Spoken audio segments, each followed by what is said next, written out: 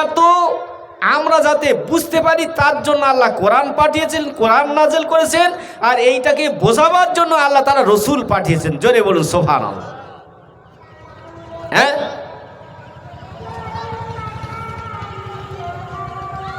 সেজন্য চলবো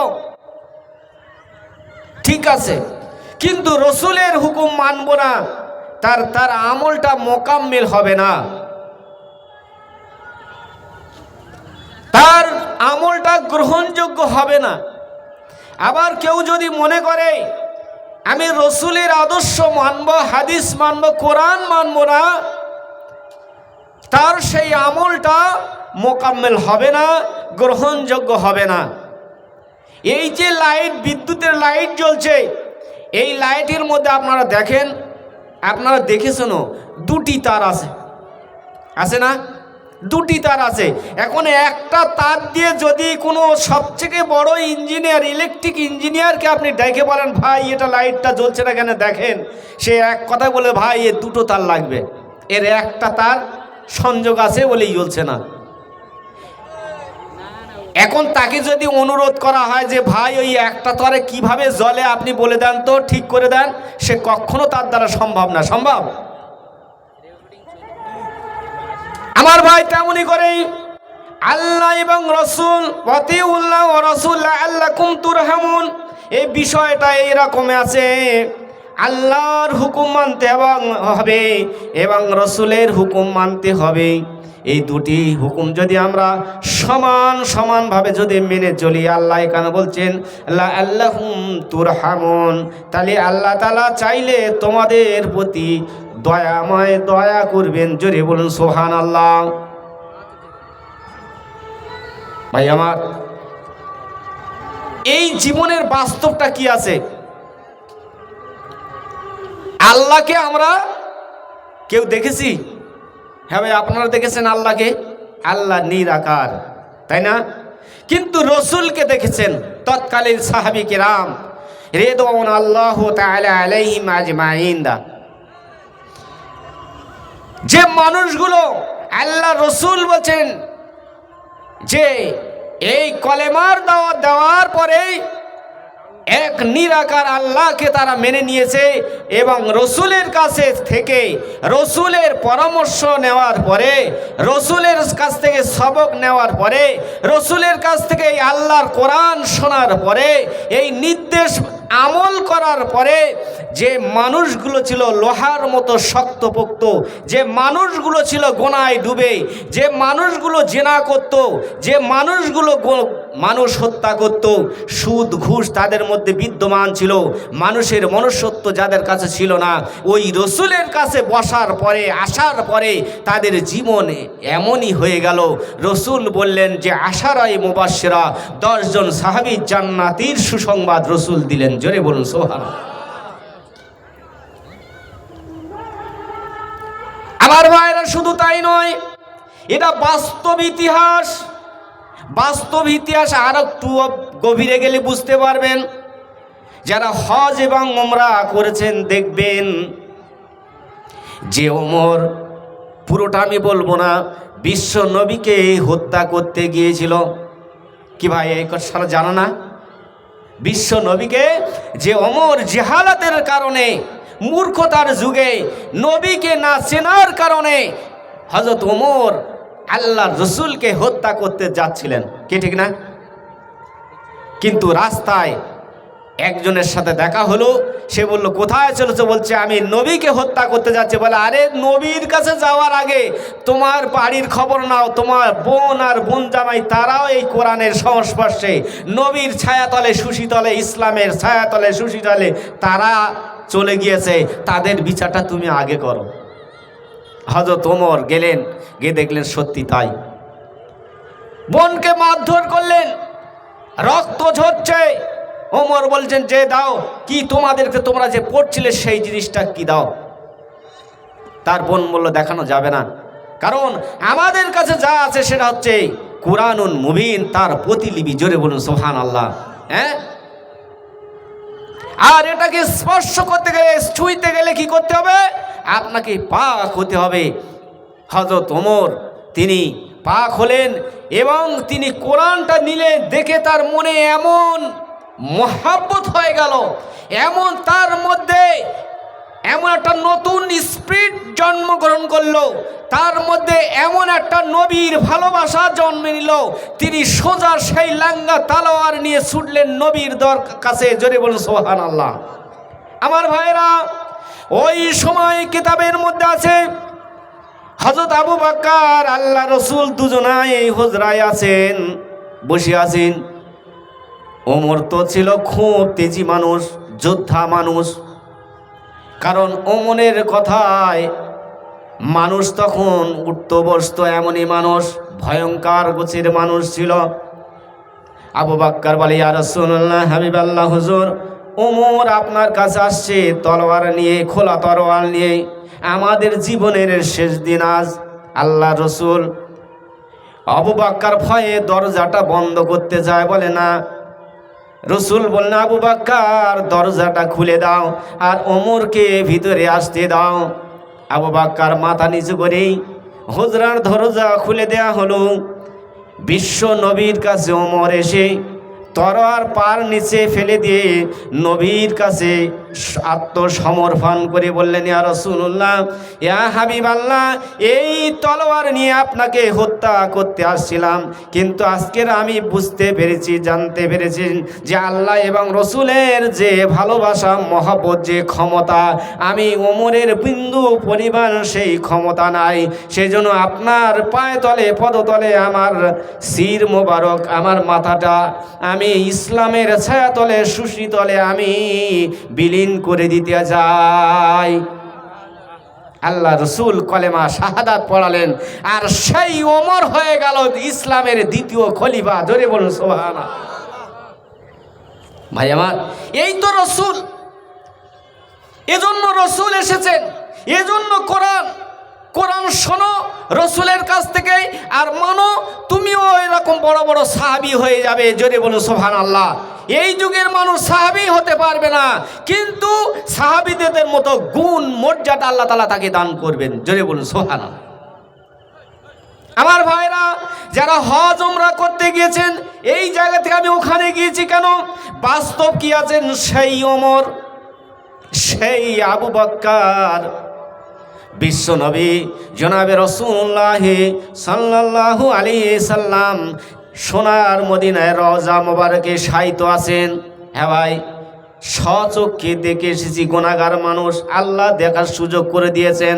সেই আবু বকর হাফ প্যান্ট বলা ছোটবেলার সাথী, নবীর সাথী, সেই আবু বকর নবীর পাশাপাশি শুয়ে আছে, আর সেই আবু বকরের পাশাপাশি সেই ওমর শুয়ে আছে, যিনি রসুলকে হত্যা করতে গিয়েছিলেন। তার মনের মধ্যে এমন একটা ইমানি নূর আল্লাহ পয়দা করে দিয়েছেন। এ রসুলের সাথে সাথে থেকে কোরআন শোনার পরে পরে ওমর এমন আমল করেছে, এমন আমলের জিন্দেগি তৈরি করেছে, তার ভাগ্যটা ওই নবীর রওজা মোবারকের মধ্যে শোয়ার সুযোগ হয়েছে। আমার ভাইরা, এমনই মজার ব্যাপার, ভালো করে গভীর দিয়ে শুনুন। নবীকে সালাম করবেন, একটা জালি আছে, পাশে আর একটা জালি আবু বকর, তার পাশে হযরত ওমর, তার জালি একটা আছে, তার পাশে আর একটা জালি আছে। হ্যাঁ ভাই, বিশ্ব নবীর রওজা মোবারক জিয়ারত করলে আল্লাহ রসুল বলেছেন যে যারা নাকি আমার উম্মতিরা যারা আমার মাজার জিয়ারত করে বা করবে, আমি রসুল তাদের প্রতি সুপারিশ করা ওয়াজিব হয়ে যায়। জোরে বলুন সুবহানাল্লাহ। আমি আপনি যখনই রওজা মোবারক জিয়ারত করব, সেই জিয়ারত বিশ্ব নবীর শুধু হয় না, তার সাথে সাথে আবু বকরের জিয়ারত হয়ে যায়, তার সাথে সাথে ওই ওমরেরও জিয়ারতটা হয়ে যায়। কি বলেন, ঠিক না? এত দামি হয়ে গেল। কোরআন এসেছে মানুষের দাম বাড়াবার জন্য। জোরে বলুন সুবহানাল্লাহ। কোরআন এমনি এমনি আসে নাই। আর আমাদের দুর্ভাগ্য হচ্ছে এটাই যে আমরা এই সেই কোরআন সম্পর্কে আমরা জানি না, বুঝি না, বোঝার চেষ্টাও করি না। মানুষ দামি হয়ে যায়, যে মানুষের কোনো দাম ছিল না সেই মানুষটি এত দামি হয়ে গেল। বিশ্বনবী ওমরের সম্পর্কে বলেছেন, লা নবিয়্যু বাদি ওয়ালা উম্মতি বাদি। কোরআনের ভাষা, নবীর কথা এটা, যে নবী আর হবে না, আসবে না। আনা খাতিমুন নবীন, আমি শেষ নবী, এটা নবীর কথা। লা নবী বাদি, আমার পরে করে নবী আসবে না। ওয়ালা উম্মতি বাদি, উম্মতি হওয়ার কোনো সম্ভাবনা নাই। উম্মতির সম্ভাবনা নাই, কারণ নবী আসবে না, তো উম্মত কোথায় থেকে হবে নতুন করে? কিন্তু বিশ্ব নবী বলেছেন যে আমার পরে যদি কোনো নবী আসার সম্ভাবনা থাকতো বা হতো, লাকানা ওমর, ওমরকে আল্লাহ অবশ্যই নবী বানিয়ে দিতেন। জোরে বলুন সুবহানাল্লাহ। হ্যাঁ ভাই, যে নবীর দুশমন ছিল, যে ইসলামের দুশমন ছিল, যে নবীকে হত্যা করতে গেল, সেই ওমর কি হয়ে গেল? ইসলাম জগতের দ্বিতীয় খলিফা। সেই ওমর নবীর পাশে শুয়ে আছে। সেই নবীর সম্পর্কে রসুল বলেছেন যে আমার পরে কোনো তো নবী রসুল হবে না, কিন্তু যদি হতো তাহলে ওমরকে আল্লাহ নবী বানাতেন, কারণ নবীওয়ালা গুণ ওমরের মধ্যেই বিদ্যমান ছিল। জোরে বলুন সুবহানাল্লাহ। কত দামি হয়ে গেল। হ্যাঁ ভাই, নবী কি জয়নগরের ম ভাবছেন আপনারা? কি বলেন ও বাচ্চা যারা ভাইরা, এটা কি জয়নগরের মা যে দোকানে যাবেন আর কিনে খেয়ে নেবেন? না, নবী হওয়া তো সহজ নয়। নবী নির্বাচিত নয়, নবী হচ্ছে মনোনীত। জোরে বলুন সুবহানাল্লাহ। মনোনীত মানে কি? আল্লাহ মনোনয় দান করেছেন তারে নবুয়ত প্রাপ্ত। জোরে বলুন সুবহানাল্লাহ। আর নির্বাচিত মানে জনগণ যাকে নির্বাচিত করেন, এটা হচ্ছে নির্বাচিত। কি ঠিক না? নবীরা নির্বাচিত নয়, নবীরা হচ্ছেন মনোনীত। নবী হওয়া অত সহজ নয়, কিন্তু নবীওয়ালা গুণ ছিল হযরত ওমরের মধ্যে। জোরে বলুন সুবহানাল্লাহ। সেই ওমর ফারুক রাদিয়াল্লাহু তাআলা আনহুর তার এত ক্ষমতা ছিল, হাদিসে সে হযরত ওমর যে রাস্তা দিয়ে যেত 40 দিন শয়তান ওই রাস্তা দিয়ে যেত না। জোরে বলুন, আর একটু জোরে হবে না? কত পাওয়ারফুল দেখুন। পাওয়ারটা কোথায় থেকে আসলো? এই কোরআন আর ওই রসুলের জীবন আদর্শ। জোরে বলুন সুবহান।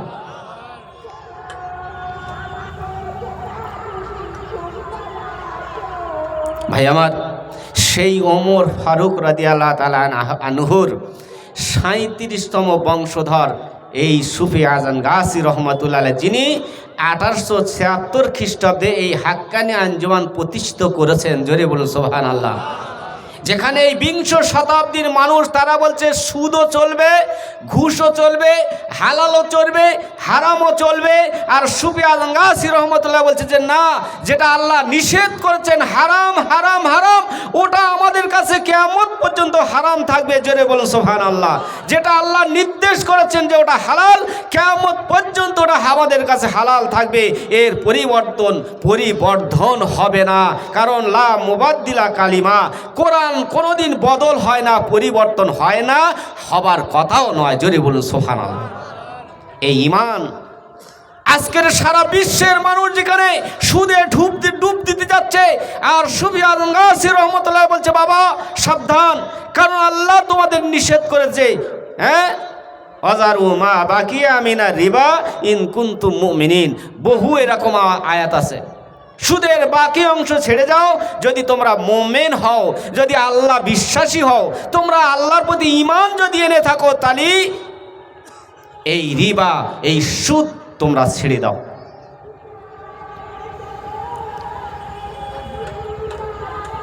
আর এই জিহাদ, এই সুদের বিরুদ্ধে জিহাদ, এই সুদের মানুষ যারা সুদ থেকে দূরে সরে আসে তার জন্য প্রচেষ্টা। আর এর জন্য এই উরসুকুল মজলিস তিনি কায়েম করেছেন। জোরে বলুন সুবহানাল্লাহ।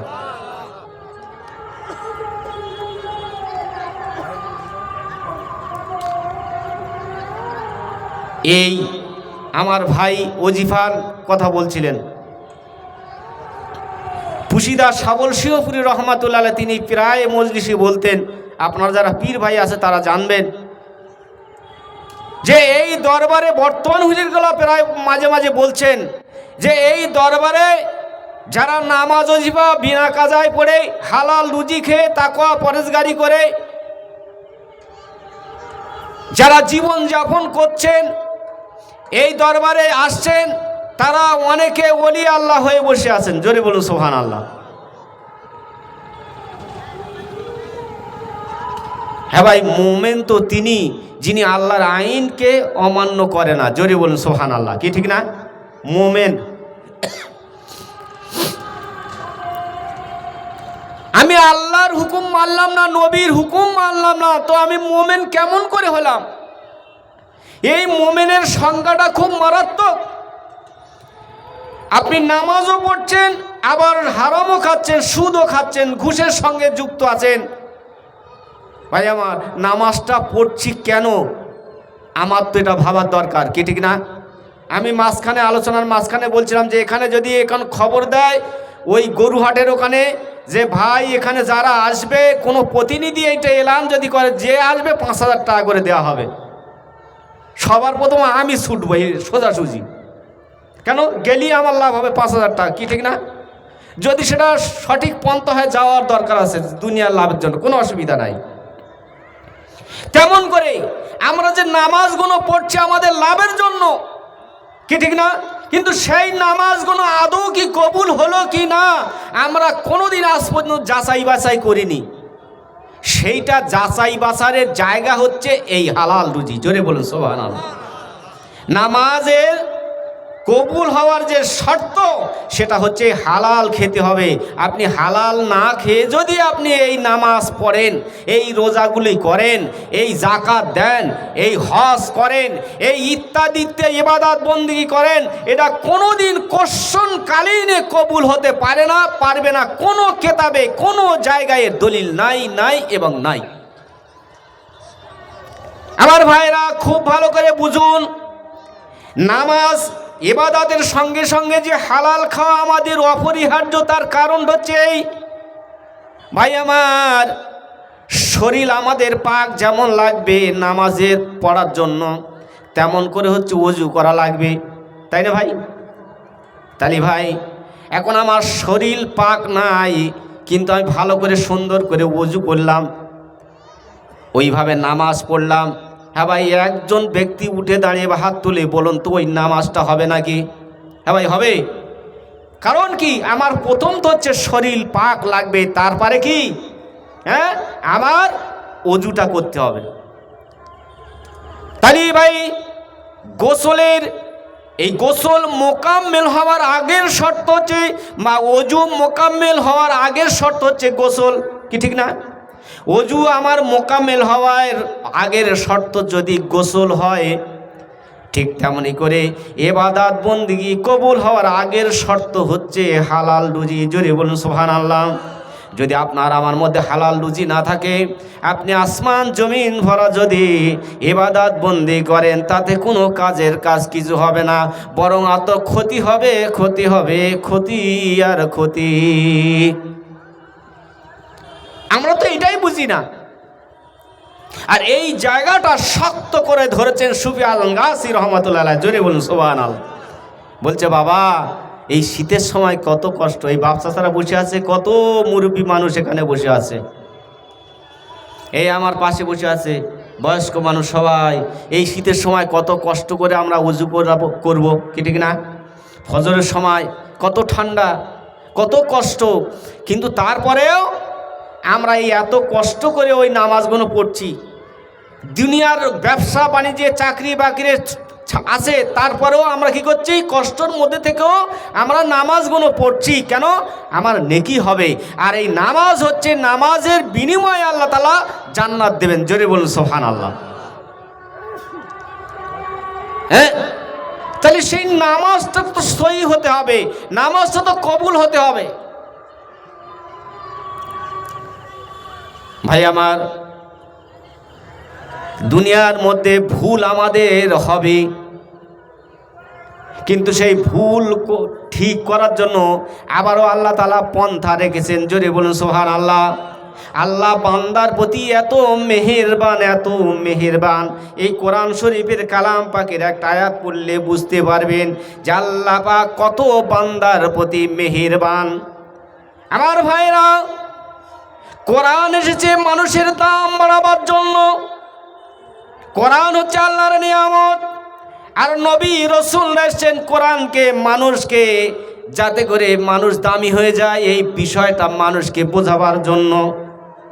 এটাই হচ্ছে বিষয় ছিল আমার ভাই। আমার দুনিয়ার কাজকর্ম ক্ষেত্রে, চলাফেরার ক্ষেত্রে আমাদের জীবনে হয়তো অনেক ভুল করে ফেলেছি, অন্যায় করে ফেলেছি।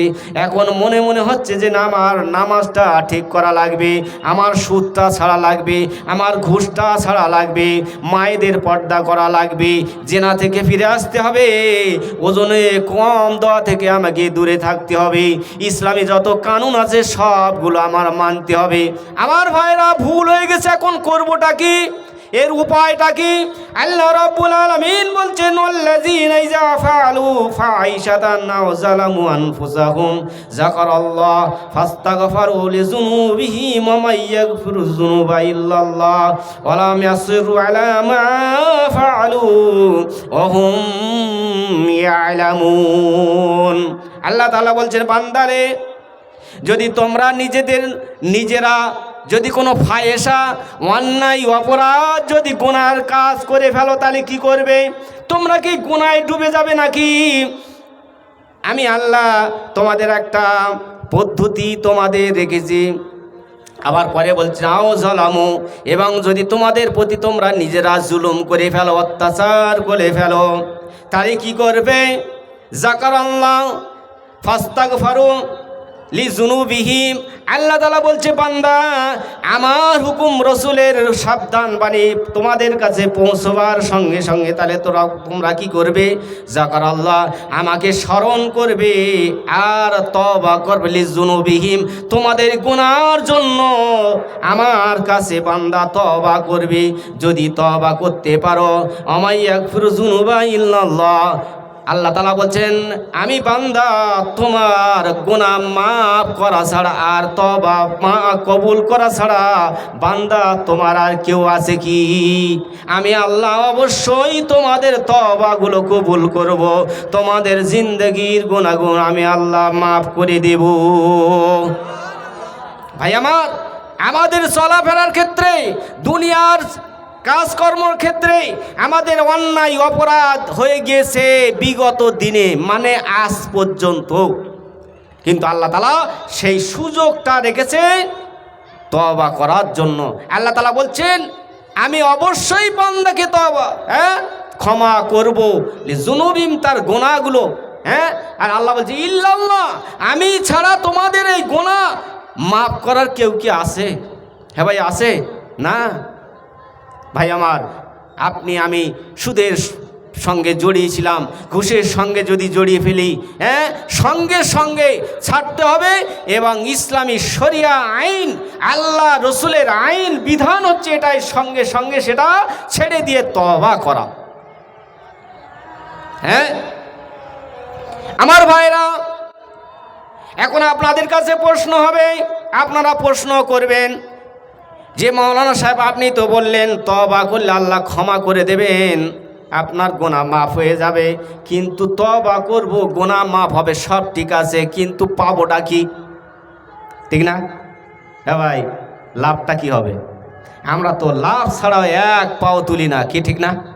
হ্যাঁ ভাই, লাভটা পাওয়া উচিত তো, কি ঠিক না? কথা বলেন না কেন? হ্যাঁ ভাই, লাভ পাওয়া উচিত না?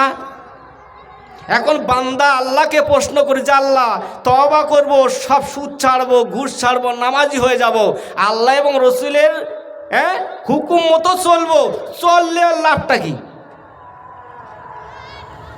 আমার ভাইরা, আল্লাহ তাআলা পরের আয়াতটাও জবাব দিয়ে দিয়েছেন, উলাইকা জাযাহুম মাগফিরাতুম মির রাব্বিহিম ওয়া জান্নাতুন তাজরি মিন তাহতিহাল আনহারু খালিদিনা ফিহা ওয়া নিমা আজরুল আমিলিন। জোরে বলুন সুবহানাল্লাহ।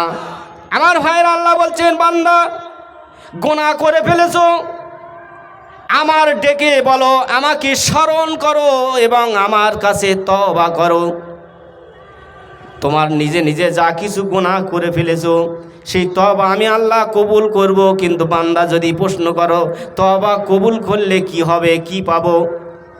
আল্লাহ বলছেন উলাইকা জাযাহুম মাগফিরাতুম মির রাব্বিহিম। আল্লাহ বলছেন বান্দা তার যাজা, তার পুরস্কার হচ্ছে আমার তরফ থেকে। প্রথম হচ্ছে তোমাকে ক্ষমা। জোরে বলুন সুবহানাল্লাহ। ক্ষমা করে দেবেন আল্লাহ আমাদেরকে। আল্লাহ গ্যারান্টি দিচ্ছে, কোরআনের আয়াত এটা। আপনারা ভাববেন না যে মাওলানা সাহেব তো বানিয়ে বানিয়ে বলছেন, না না, আল্লাহ তাআলা বলছেন মাগফিরাতুম মির রাব্বিহিম, আমি রব আমার পক্ষ থেকে তোমাদেরকে ক্ষমা করে দেওয়া হবে। জোরে বলুন সুবহানাল্লাহ। এটা এক নম্বর। দ্বিতীয় নম্বর জান্নাতুন তাজরি মিন তাহতিহাল আনহার। এবং দ্বিতীয় পুরস্কারটা হচ্ছে, দ্বিতীয় জিনিসটা যেটা পাবো, দ্বিতীয় নিয়ামতটা যে বান্দা পাবে সেটা হচ্ছে জান্নাত, জান্নাত, জান্নাত। জোরে বলুন সুবহানাল্লাহ। এখন বান্দা প্রশ্ন করে, বান্দা যে কি ধরনের জান্নাত আমাদেরকে দেওয়া হবে, ঠিক না? 10 টাকা কিলো চাল আছে, আবার 200 টাকা কিলো চাল আছে, কি ঠিক তো? বান্দা তো খুব বুদ্ধিমান। এটাও প্রশ্ন হতে পারে যে আল্লাহ কি ধরনের জান্নাত দেবে। আল্লাহ তাআলা সেটাও বলেছেন তাহতিহাল আনহার, এমন জান্নাত, সেই জান্নাতের কোয়ালিটি হচ্ছে তার নিচে নহর জারি আছে। যদি বলুন সুবহানাল্লাহ। আবার বান্দা হয়তো প্রশ্ন করবে যে হয়তো জান্নাতে আল্লাহ ওয়াদা করেছে, হয়তো ঢোকাবে ঠিক, কিন্তু পরে হয়তো বার করে দেবে। হ্যাঁ ভাই, এ প্রশ্ন থাকতে পারে না কি, ঠিক তো? দাউদ করেছে হয়তো খাওয়ার, হয়তো হলে ঢোকাবে, পরে বলো উঠে যাও, দাউদ শেষ, খাওয়া দেবে না। বান্দা তো খুব চালাক। আল্লাহ তাআলা বলছেন খালিদিনা ফিহা, তোমাদের ওই জান্নাতের মধ্যে চিরস্থায়ী তোমাদের ঠিকানা হয়ে যাবে। কিসের জন্য এই আয়াতের শেষ প্রান্তে আসতে আল্লাহ তাআলা বলছেন যেটা কিসের জন্য এই পুরস্কার তোমাদের বান্দা, শোনো, সেটা হচ্ছে নিমা আজরুল আমিলিন। তোমরা যে মহাত এই কাজটা করেছো, সেই মহাত কাজটা হচ্ছে সুদ ছেড়ে দিয়ে আল্লাহর ভলে তোমরা কি করেছো, হালালটা খেয়েছো। গভীর রাত্রে ওযু করে আমার জন্য কেঁদেছো, 5 ওয়াক্ত নামাজ পড়েছো, কোরআনে জিকির করেছো, তাকওয়া পরহেজগারি করেছো।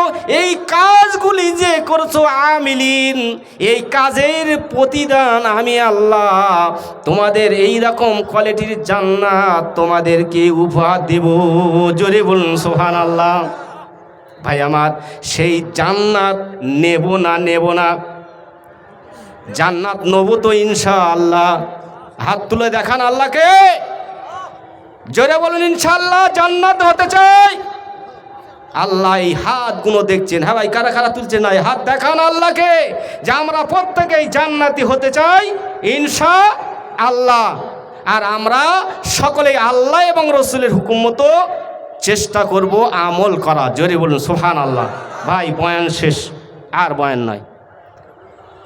এখন সুফি আজম গাছী রহমাতুল্লাহ আলাইহির সেই একই উদ্দেশ্য যে মানুষ যাতে নিয়ামত প্রাপ্ত হয়ে তার জিন্দেগিটা, আমলের জিন্দেগিটা এই হায়াতে থাকতে থাকতে তৈরি করতে পারে, এবং বান্দা যখন কবরে যাবে তার নিয়ামত পাওয়া ওখান থেকেই শুরু হয়ে যাবে। জোরে বলুন সুবহানাল্লাহ।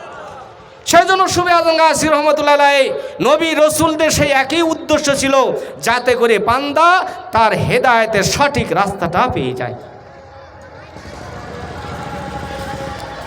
নামাজ আমরা 5 ওয়াক্ত বিনা কাজায় পড়ব, যেখানে যাই নামাজের সময় হয়ে যাবে নামাজ পড়ে নেবেন, ব্যাস সোজা কথা।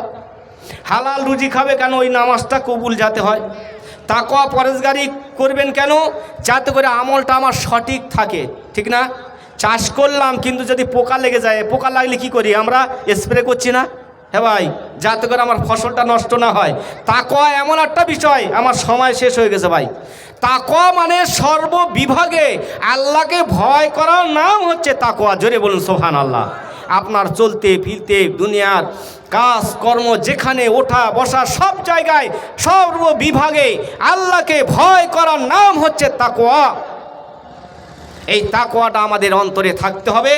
আমাদের আল্লাহকে ভয় করতে হবে। আর 2 মিনিটের ওজিফা যেটা আছে তার বিশ্লেষণ তো ব্যাপক, সময় নাই, আমার ভাই আগে বলে গিয়েছেন, পরবর্তী মাওলানা সাহেবরা যারা যদি সময় পায় আমি অনুরোধ করব ওজিফার বিষয়টা তুলে ধরতে, কি বলেন? এখন ইনশাল্লাহ এই পর্যন্ত কথা সমাপ্ত করলাম। ভাষার মধ্যে বলার মধ্যে যদি ভুল ভ্রান্তি হয়ে যায় মাফ করে দেবেন। এই গুনাহগারের জন্য খাস করে দোয়া করবেন। আর আমরা সকলেই এখন ইনশাল্লাহ এশার জামাত হবে বা জামাতের নামাজ পড়ব, জামাতের পরে আবার এই মজলিস চলবে ইনশাল্লাহ। আল্লাহ তাআলা আমাদের এই মজলিসকে আমাদের জন্য কবুল করুক এবং এই মজলিসের বরকতে যেন আমরা কাল কিয়ামতের ময়দানে আল্লাহর প্রিয় বান্দা হয়ে যেন আমরা আল্লাহর কাছে প্রমাণিত হই। আল্লাহ তাআলা আমাদের সেই সুযোগ করে দিক, আমিন। ওয়া আখিরি দাওয়ানা আনিল হামদুলিল্লাহি রাব্বিল আলামিন। একবার দুরূদ শরীফ, আল্লাহুম্মা